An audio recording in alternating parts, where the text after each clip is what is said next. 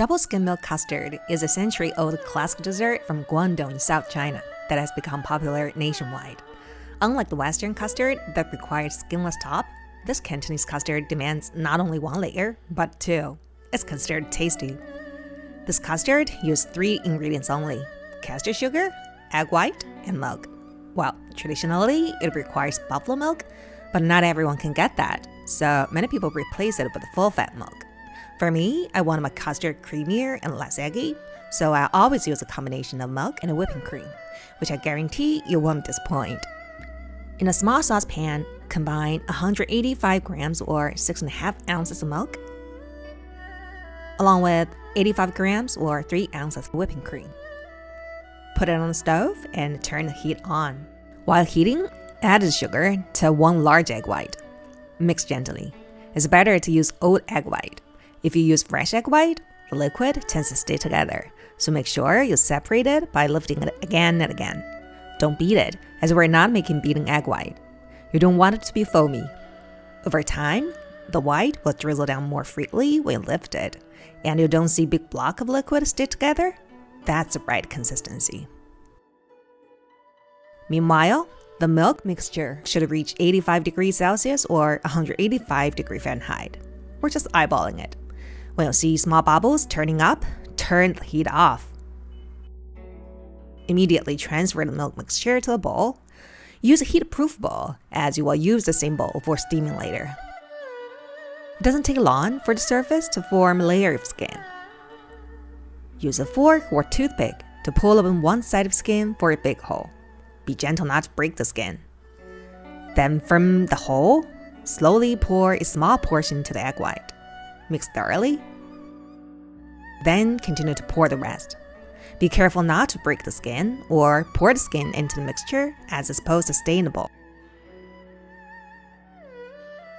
It's better to leave a little bit of milk in the bowl too, so the skin doesn't stick to the bottom. Now, with a strainer, slowly and carefully pour the mixture from the side back to the bowl. The previous skin will be floating to the top again. Note that this is one of the layers that features this dessert, so better to have it intact. There will be some egg white mixture blocked by the strainer at the end. To get as much liquid down as possible, vigorously tap the strainer or your wrist. Seal tightly with a heat-proof cling film and put it straight into steamer with boiled water underneath. Cover and steam on high heat for 15 minutes. Then turn the heat off and take it out of the steamer right away. Immediately peel off the cling film and let it cool. You see, that was the first layer of skin, and this is the second that is forming. You may eat it when cooled to room temperature, but I prefer to chill it in the refrigerator for at least 4 hours. To test whether the custard sets properly, some suggest inserting a toothpick to see if it stands. Others would center place a spoon.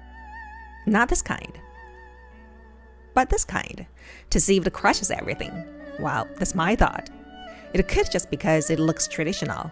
If the spoon stays, perfecto. The texture is very smooth. It jiggles like so, like silky tofu, but better because of the creaminess. Actually, to check whether it sets properly, take a big spoon to center. See, jiggles but not falling apart. And the custard remain in the bowl stays together. In case you don't want to use a fatty cream, I've tested batches to create a milk version that is close to the previous one. Keep all ingredients unchanged except to use 1 cup of full-fat milk. This milk version feels slightly wobblier, smells a touch eggier, and the skin looks a little thinner. It passes through both the toothpick and the spoon tests. It has beautiful jiggling. When I had the first bite, I was surprised it tasted quite close to the previous version. But then I started to notice the texture was less creamy, although not by much, and a little sweeter, so you may want to just cut the sugar a little. Overall, this is the lower fat version that is worth a try if you wish to skip the cream. Both are very good, but the cream version stands out a bit.